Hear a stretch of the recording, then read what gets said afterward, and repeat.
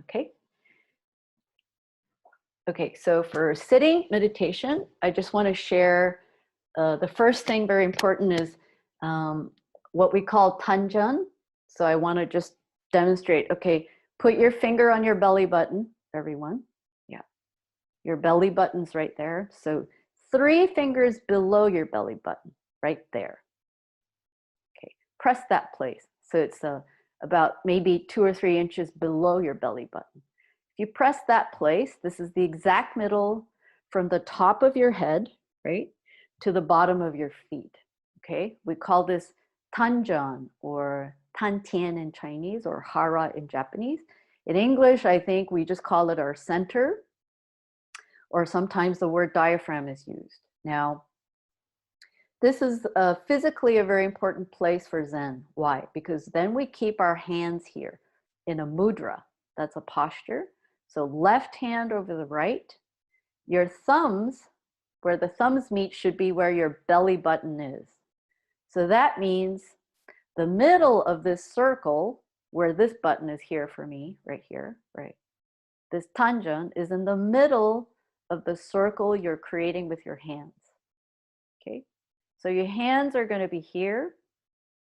Your arms sort of slightly relaxed, but a little bit apart. So it's like as if you could put a little egg here and the egg won't fall. That's like a little gap here, okay? Relax your shoulders. Now, posture-wise, for feet and legs, I'll show you. Here's a cushion and a mat, okay? This is a buckwheat hull cushion.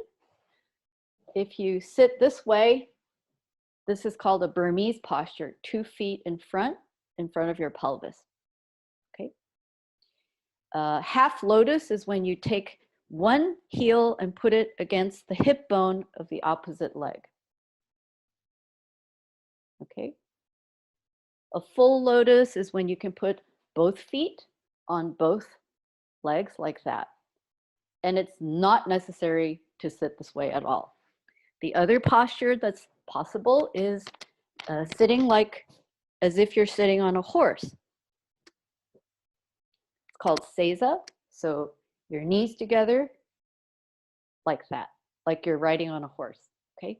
So all of these postures I've just shown you, there's one thing in common, and that is that your knees are touching the mat below you, okay? If you're sitting on a chair, you can sit on a chair that has an upright back, like preferably not like a couch, okay? And when you sit on a chair, try not to lean on the back, but suspend your back a little bit. You can put a cushion behind your back. Let your back have this natural S-curve, okay? And then put your feet flat on the floor, parallel, knees together. So feet and knees together, very important. So when we sit on the cushion, as I showed you the postures, I would suggest if you're sitting cross-legged, do the Burmese posture. If you're doing the half lotus or a full lotus, you're really flexed and you're really, nimble and you can sit without, your legs falling asleep, no problem. But I do recommend when you do cross-leg sitting in any posture, please alternate whether you put your left foot or the right foot in front each time you do your meditation, so that your pelvis is aligned and symmetrical. When we keep only one posture for a long time in sitting meditation, your body becomes crooked, okay? And it's very important also to stretch. If you can do yoga, also, a lot of times they say sitting is the new smoking. So while people meditate, a lot of people, including myself, we spend a lot of time in front of the computer, just sitting on our butt, okay? So sitting is the new smoking means if you're not moving your body a lot during the day, then it's not good for your health, simply. So if we are sitting, it's also important to then stand up, walk around, move our bodies, okay? So hence we have practices like bowing, walking meditation, etc. All right. So as I said, Zen is everyday life. Everyday life is Zen. That means when we sit on the cushion, it's not just body sitting. We call it mind sitting. So then what do you do the moment you get up from the cushion? How do you sit moment to moment to moment, no matter what your body does? Okay. So when we sit, as I said, the mudra is the left hand over the right in front of your tanjan. Okay. Shoulders relaxed. Okay. Your back is just naturally having its S curve. Your eyes are open but relaxed, about halfway open, looking down at a 45-degree angle. Your tongue touches the top palate. That's your upper teeth and your gum. Mouth closed. Okay.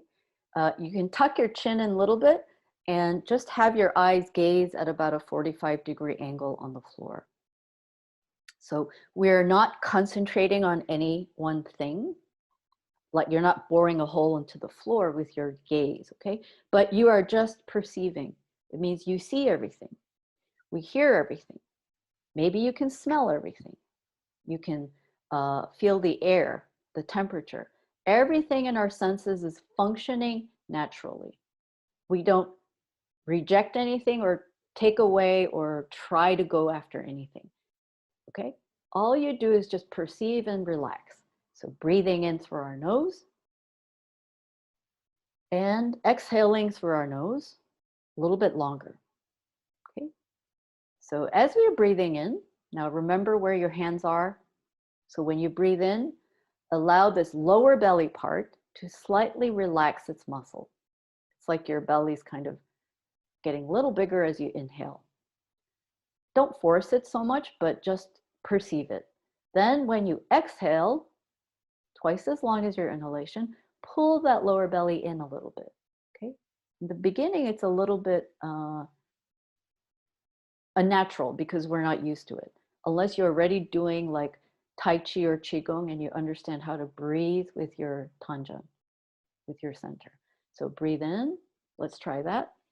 Let your lower belly extend a little bit, then exhale, slowly, slowly, slowly, breathe out. If it's not so easy for you to feel it, you can put both hands on your belly, okay, that place, and feel as you breathe in, like a little balloon filling up. And then as you exhale, slowly, slowly pull that belly back in as if the air is coming out of the center of your belly. Okay, one more time, breathe in. And as we breathe in, let's relax our face and our neck and our shoulders and exhale. Yeah, some people have a little bit like, constricted shoulders, so relax. Okay. Feel the tension. If there's any tension in your body, breathe into that and breathe out from that. Okay, relax. So as I said, let your exhalation be a little longer, and you can really relax when you do that. And as you relax and exhale, then your inhalation will naturally be very deep by itself without force. So Zen breathing is natural breathing, but tanjan breathing, okay? And if you can't do it from the beginning, don't worry. Just remember the instruction and just try. Okay, breathe in slowly and exhale. Okay. So when we breathe this way, breathe in and slowly breathe out. If you can breathe in for 5 seconds, and then if you can exhale 8 or 10 seconds, then you're actually doing 4 breaths a minute. Okay, most of us are breathing 18, 20 breaths a minute normally, most people. That means our breathing is quite shallow and from the upper chest. But if we return to this way of breathing, so 5 seconds in, And slowly, slowly breathe out.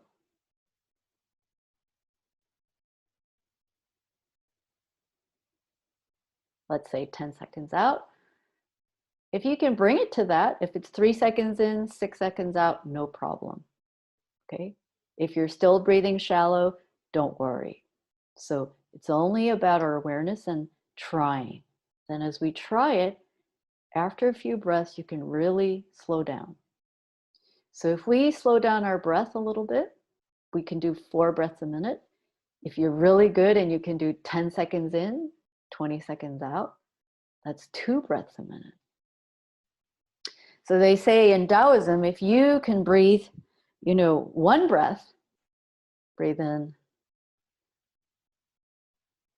20 seconds and 40 seconds breathe out, that's 1 breath in 1 minute, right? Then you can live 100 years. If you can do that for 2 hours, you'll live 200 years. But that's not our goal necessarily. So don't attach to breathing itself or the technique of breathing, but be aware of your breath.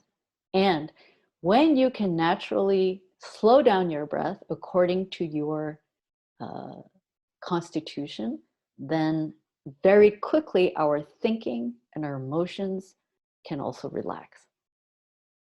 Okay. So it's the fastest way to change the way our brain functions from sympathetic to parasympathetic function of our nervous system, from fear, fight or flight, stress-induced thinking or emotions to, rest and digest, relax and be safe mode, okay?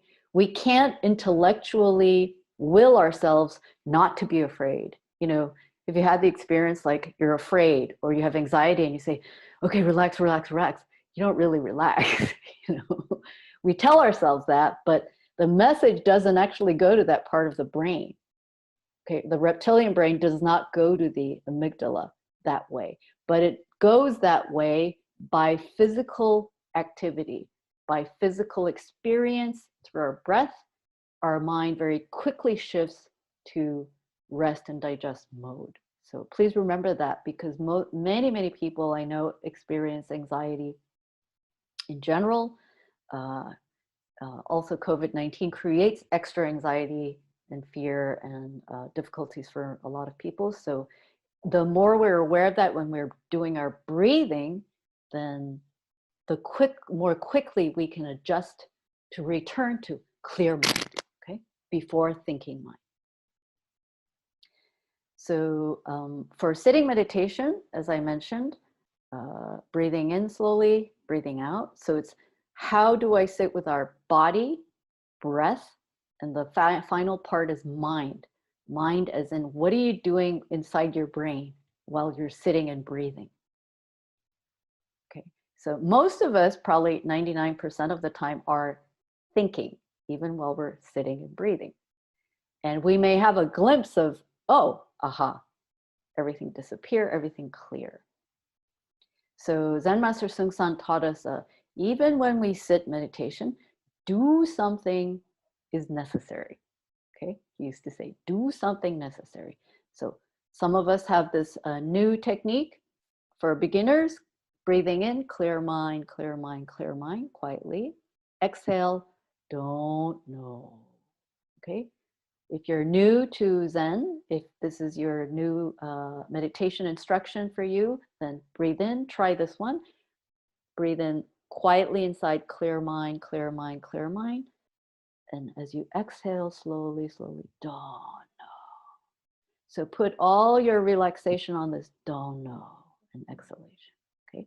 So each breath, clear mind, clear mind, clear mind. Exhale, don't know. Okay? Some kind of emotion appears, just return to clear mind, clear mind, clear mind. Exhale, don't know. Some kind of thinking appears, same thing. Whatever appears, no problem. Return to the exercise on your breath. If you are using mantra, same thing. Breathe in, Kwan Sen Bo Sol, Kwan Sen Bo Sol, Kwan Sen Bo Sol. Exhale, Kwan Simbo Sal, Kwan Simbo Sal, Kwan Simbo. Okay. So use your mantra quietly. Mantra up here is not correct mantra. Mantra also has to come down to your center. Then mantra is like a windshield wiper, you know, it's like a sword, just cut, cut, cut. Thinking appears, emotion appears, distraction appears, cut, clear view, right? Windshield wiper is just a tool to help you perceive clearly, okay? So everyday moment, walking, Kwan Simbo Sal, green light, go, clear. Walking, Kwan Simbo Sal, red light, stop, clear. That's all. It's a tool. If you are using great question, what is this? Okay. Then use the question also not here, bring it down to your center, which means, what is this? Then look inside. Breathe in and breathe out. Okay. So there are different techniques of practice and according to the student's need, if you have a guiding teacher, your teacher can help you to decide what is a good practice for you. So I recommend please refer to a teacher that is your guiding teacher, or if you haven't decided on one, I recommend it's really good to connect with one teacher to whom you can be, I would say, accountable to and to check your practice with regularly. But of course, in our Zen tradition, we are very open for students to practice with a number of other teachers. Check your koan practice, ask questions. So in our school, it's something that is not very explicit, but in the offline situation, if you belong to a Zen center, you have a guiding teacher. And that's the teacher that you would meet regularly with to check your practice. But with the online situation, we offer you the opportunity to meet a number of different teachers online, and someone you have affinity with that you trust that is giving you good advice and is supporting you, then I recommend you can try to find out if they would like to be your guiding teacher. So we have guiding teachers within the Quantum Online Sangha who give regular interviews and check-ins and who can do that for you, including myself. And then there are other teachers from Zen centers.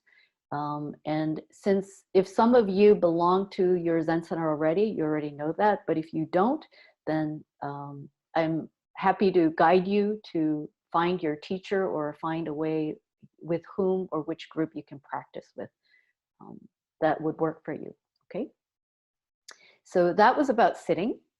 Now, the second form I'd like to go over with you is bowing. And do any of you do bowing practice already? I'm just curious. Okay, some people are doing bowing practice already. Now, I'm going to show you the bowing form very briefly and then explain a little bit about why bowing is very useful, okay? So with bowing practice, we often do in most Zen centers, and that's definitely in our formal retreats like the 90-day kelches or one-week retreats or weekend retreats. We start the practice in the morning with 108 bows all together. And we do the prostrations 108 times synchronized. So the leading guiding teacher or the monk or nun who leads it sets the speed, and everybody goes down together, comes up together 108 times. And I will show you the form. I'm going to unplug my audio and see if you hear me okay. Okay. All right. So I'll just show you the form and then I'll explain a little bit.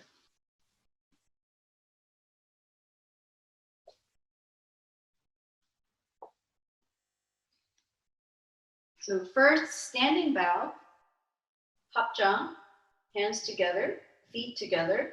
Okay. This is a standing bow, 90 degrees, come up.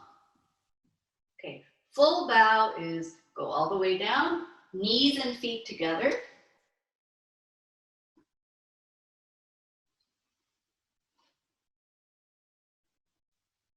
Come back up, on both feet and knees.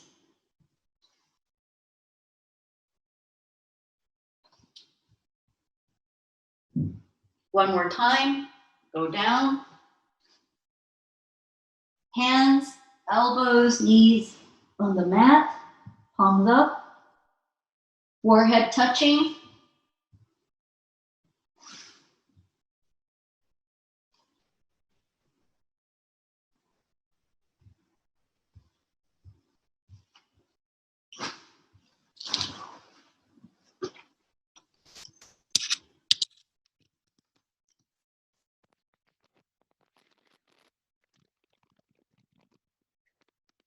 So I want to explain that in this form of bowing, your feet are together, the knees are together, okay? When you go down, your forehead needs to touch the mat, okay? And then when you come up, the best form is put palms together and then sit on your heels and then stand up. If we're not used to it, actually, you will discover that the bowing form actually works on some muscles you didn't know you had. So you might be a little sore. But if you want to start out, you don't have to do it 108 times. You can start out with first 9, then 27, and 54. You can alternate, do one standing bow, one full prostration, another standing bow, one full prostration. So you can alternate. So build up your practice so that it works for you, and slowly, slowly you build energy. So bowing is a practice form that is used to first purify our physical body energy. It means work with that body karma, our body habit. So the more bows we do, the quicker we can purify our emotions like anger, especially, anxiety, okay, our tendency physically to do things that are negative, okay. If we have a lot of physical addictions, okay, difficulty using our body, then bowing is a very, very powerful practice. There is one practitioner in Korea who was born with a handicap. She was physically handicapped when she was born. She couldn't walk. And her mother was a very devoted Buddhist, and she took her to this famous Zen monk who told her, her mother was taking her around to try to heal her, to make her normal. And all the doctors, the masters, they all said, oh, she will die at a young age. Okay. They prophesied that she would die at a young age. But this one Zen master, he said, oh, yeah, she will die. And then this girl said, well, if I'm going to die, then I'm going to die right here. And she didn't want to leave the temple. So the Zen master said, okay, then you bow. So she started bowing, and she was like 4 years old at the time. And her body was handicapped, so her mother had to help her, bowing, bowing, bowing. So eventually she was doing 3,000 bows a day. This is a true story, and she wrote a book. So she's quite famous now in Korea.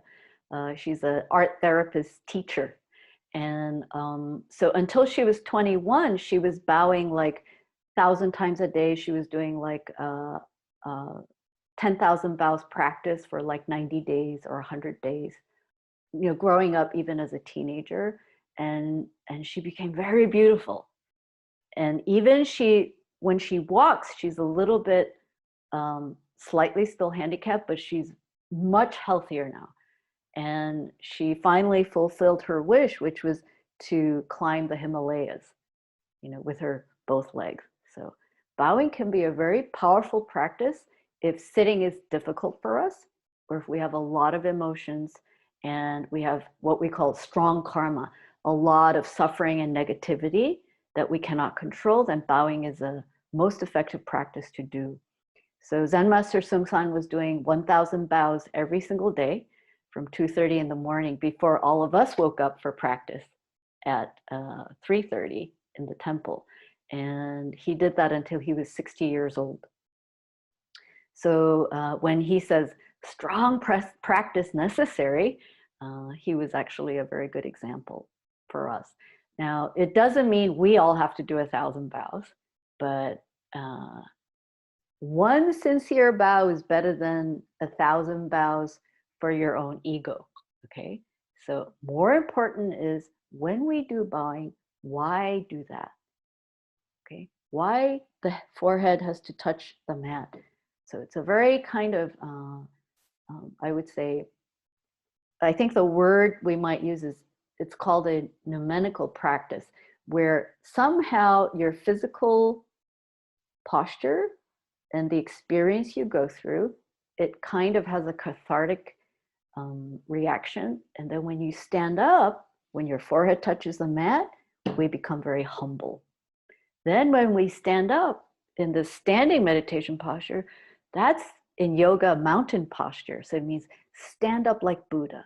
Okay. Then again, go down, clear mind, return to clear mind, which means take away negative emotions and thinking. Then humble again, stand up again like Buddha, and again and again and again. So in Buddhism, we say we have 108 daily, misconceptions and delusions. So each moment you go down, you clear that. And if you do it first thing in the morning, it's the best way to win your day, okay? Good, okay, so the third formal practice I wanna mention today is about chanting. Some of you are already doing some chanting. Chanting, we also do with some of the live stream practices, like last night, Wednesday night, our group in Seoul, we do 3 chants, the Heart Sutra in Korean, English, and Great Dharani. In our tradition, we do a number of chants daily, and they follow the form of Zen and Mahayana Buddhist chanting tradition in Korea. And those are mostly the, we call the homage to the 3 jewels, paying homage to Buddha, Dharma, Sangha, all great teachers and practitioners, and the realm of practice that supports us to attain our true self, okay? So it means that it's a chant of gratitude and recognition that we have this teaching, okay? The second chant we do is the Heart Sutra. That's the main sutra teaching of Zen, okay? How to attain complete, clear, empty mind, attain our original substance. That's in the Heart Sutra teaching. So we chant that in Korean, as our tradition comes from Korea, and we chant it in English or in any language that you belong to in the Zen Center. So if you go to any Zen Center in the future after COVID-19, when we can travel, all the teaching forms, the chanting, bowing, all same. Every Zen Center we go to around the world in our tradition, except Heart Sutra, you can also learn in the different languages. Then we chant the Great Dharani, and that is the mantra of the Bodhisattva of compassion. And it's the mantra that Zen Master Seung-san attained enlightenment through. He was sitting 90 days chanting, 100 days chanting this when he got enlightenment. So we do these chants regularly. Then we have what's called a special chanting, Kwan chanting. So Bodhisattva of compassion chanting that we usually use as a practice to dedicate for suffering beings, our friends, families, loved ones, and of course to support our own practice, okay? We also have chants that are for the dead, Jijang Bosal chanting. We have in Korea or Asia more chanting that has to do with Dharma supporting, So there are many, many aspects of chanting, but more important for us as Zen students is chanting means perceive our sound also clearly and use the voice, hearing, and chanting as a technique to attain what am I? Who is chanting right now? So it's a Zen chanting. The direction of chanting is Zen. Attain your true self, okay? Perceive what am I? So when we chant, hear the sound of your own voice and the sound of the person who's chanting with you or the group. So if you're listening to a recording right now because you're chanting from your home alone, chant with the group sound, follow the sound, or chant with the teacher or the group that you practice with. but make your own sound as well. Okay, so it means perceive sound clearly. So Kwan, the word in Korean for bodhisattva of compassion, Avalokiteshvara, means perceive world sound bodhisattva. So when we chant, we not only make sound, but we open our ears. So hearing clearly will help you attain clearly moment mind. Okay, so bowing, chanting, and sitting, these three formal main practices we can use ourselves in our daily life will open up our physical energy, our emotional energy, and of course our mental consciousness to function more clearly. So all our senses are opening, and more functioning and perceiving clearly. Okay, so I want to mention that if you haven't seen it or heard, this is called a Moktak. It's a wooden bell instrument that we use in our tradition to make a sound, the beat. So we do Kwan Seum Bosa, Kwan Seum Bosa, Kwan Seum Bosa, Kwan Seum Bosa, like that. So we use this for chanting. I'm not sure if you can buy it online in English. You can buy it online in Korean, but maybe one thing we need to do soon is on the online Sangha, create a little Zen shop for you guys.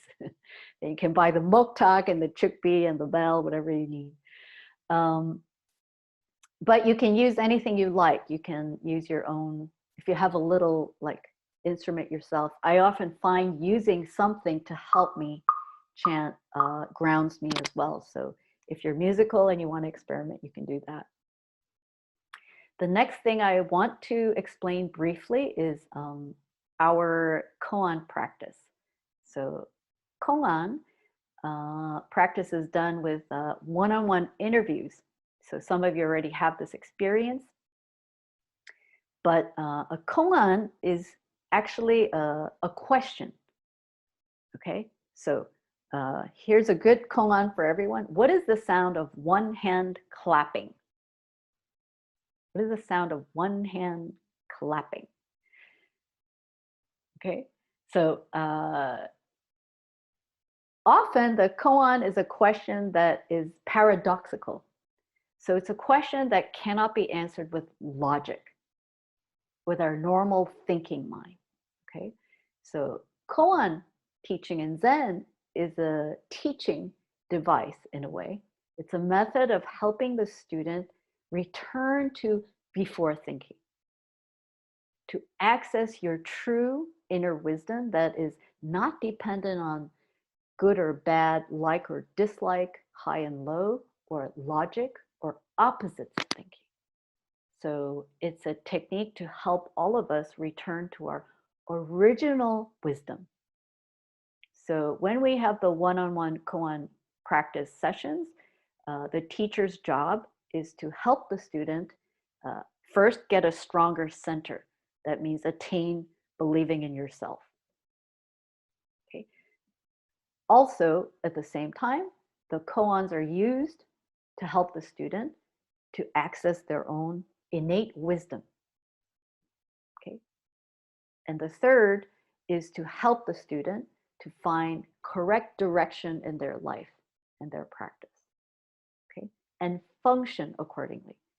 So in Zen Master Seung San's teaching, we have three elements, very basic. One is attain your true substance. That means before your thinking appear, what are you? Where is that? You experience that. When you experience that, you can perceive the truth very clearly. Okay. If you return to before keeping a lot of opinions or like or dislike or opposites, return to before opposites, then your mind becomes clear like a mirror, very clear. Then anything appears, just reflect. Red appears, only reflect red. White ball appears, only reflect white ball.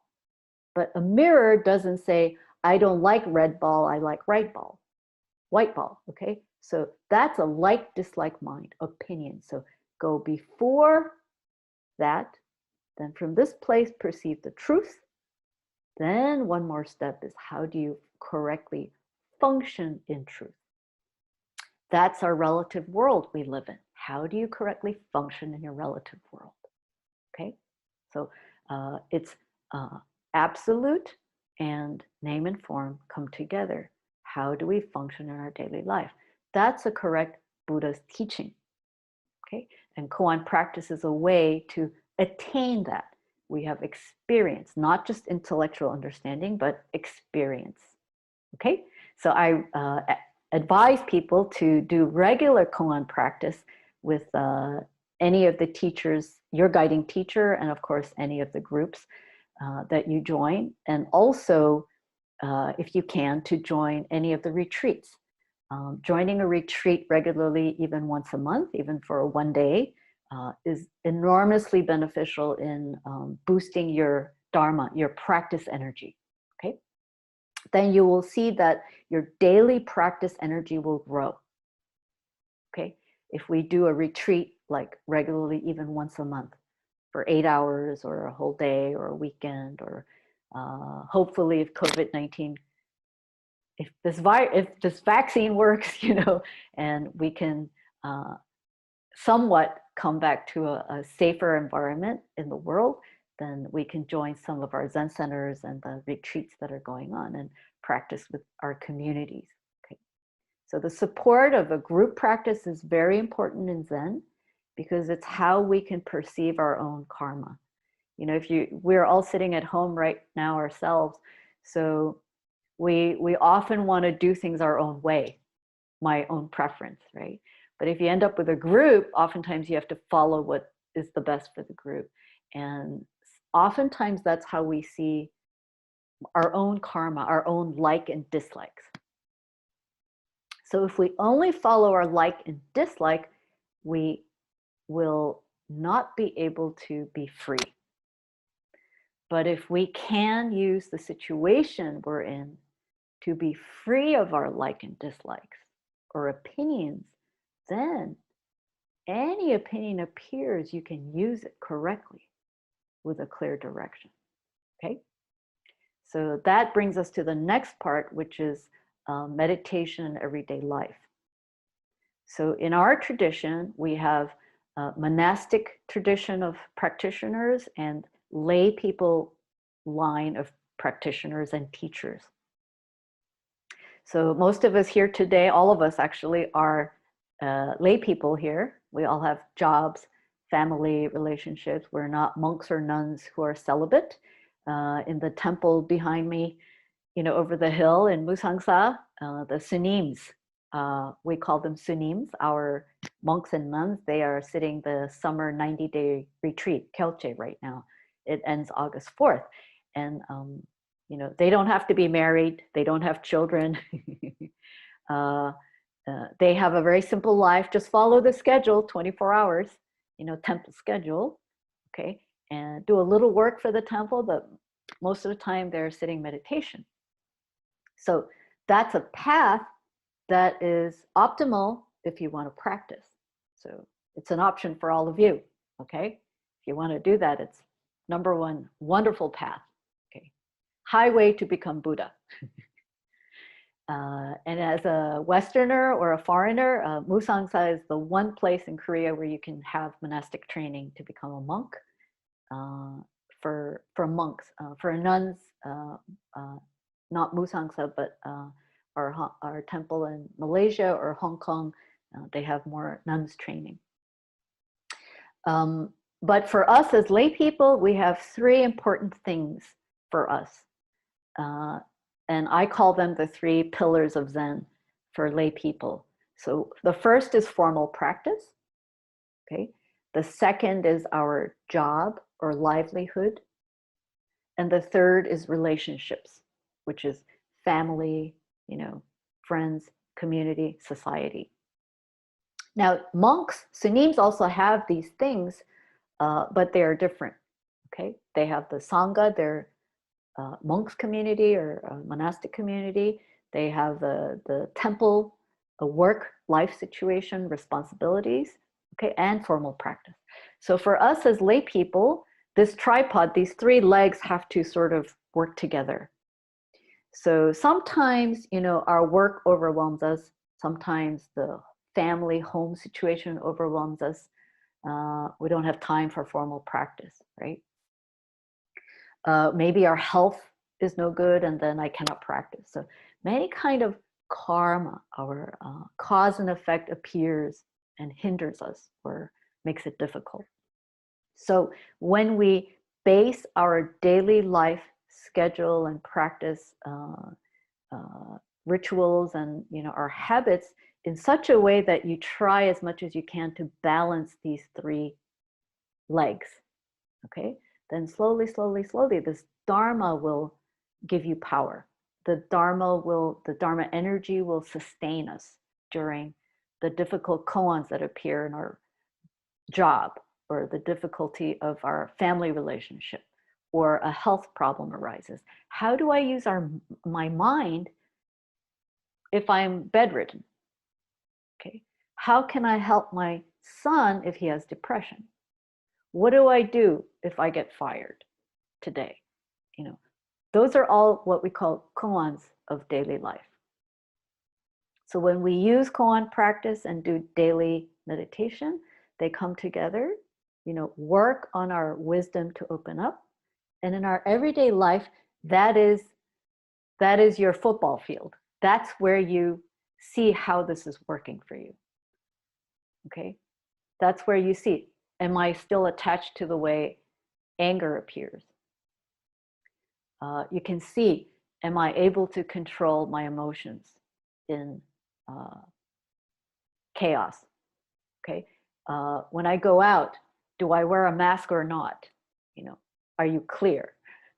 Right? So our family life, relationships, our job, like what's my correct livelihood? Okay, how do I help this world, outside job, and our formal practice? You know, if you can balance that a little bit, then that will slowly start to bring some kind of root of the Dharma functioning in your daily life. Okay. And of course, to do that, we have to adjust, you know, slowly, slowly, slowly. That's why I say, you know, any kind of distraction that doesn't help you, look at that. Do you really need it or not? What's your priority? Okay, what is this direction? Then related to that, the next part I want to talk about is what we call Buddhism and Zen, the true three jewels. So in Buddhism, we have this three jewels, or the triple gems. So the first is Buddha, the second is Dharma, and the third is Sangha. So these are three Sanskrit words. Now, Buddha, as I mentioned, is the awakened one. Okay. The Dharma is the word for truth or teaching. And Sangha is the word to express community, practicing community, Dharma friends. So right now, all of us here, even through Zoom, we are a Sangha. Okay. It means Dharma friends practicing together to attain our true nature. It's a special relationship. Okay. There's a saying in 12 steps, you may not like all of us, but you love each other in a special way. So it's a bit like that. Sometimes, you know, people like your family, you don't really like them, but they're your family, right? So Dharma friends, same. We're all on the same path. We all got on this boat together. We're all on the same bus. Direction is the same. Sometimes we have like, dislike, we have karma, little bit bang, bang, okay? Not connect too well or don't like each other.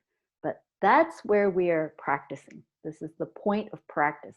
How do I work through, by practicing with others, my personal opposites, thinking and attachments? So the three jewels are the basis, the foundation of Buddhism. And often we use the word taking refuge in the three jewels. What does that mean? It means When I really realize that this is my path, my spiritual direction to find what am I, attain my true self, and help this world, if I can become clear by doing this, and it might take a whole lifetime for this to become clear one day, but it doesn't matter, I'm going to do it. If I have this commitment, then Buddha, Dharma, Sangha is the place of refuge. That means we can always go there for the teacher. We can always go there for the teaching. We can always go there for the community to support us. So meeting together to practice together, that's a Sangha support. Okay, Dharma friend support, a Dharma family. Coming back and listening, hearing, reading, following, and applying the teaching, the Dharma. That's our way. It's our practice. Okay. If you can connect with a teacher, okay, connect even with a Buddha statue, or the chant, or a ritual, or some text, that's Buddha. It's representing Buddha. That's reflecting your true nature. So those elements are also, the forms are also teaching us. So you have a little altar at your home, is also wonderful. You light a candle or light an incense. It's a small thing, but it kind of just grounds us and connects us back to what am I doing right now? Okay, there are teaching forms that we can use. So refuge means it supports you, it protects you. So it's actually meaning our own true nature protects us from our own ignorance. Okay, so remember that, and we can talk more about it in later sessions, more deeply about the value of the triple gems. There's so much wonderful teaching about it and ways we can use it to open up our mind. And the last part of the outside of the triple gems is what we call precepts. And taking precepts is a foundation of actually becoming a Buddhist practitioner or a Zen student. So why is that? Precepts is, we call it also vows. But when we take the first 5 Buddhist precepts, they are for us to not kill, to not do misconduct based on, lust or immoral behavior. The third is not to lie. The fourth is not to take things not given. And the last is not to take intoxicants to induce heedlessness, which means if you take alcohol or drugs or any kind of substances that makes our mind clouded, that is not considered helpful for practitioners. So these 5 basic precepts, vows that we take are meant to be sort of a guide, like a map to support us in our practice journey. Okay?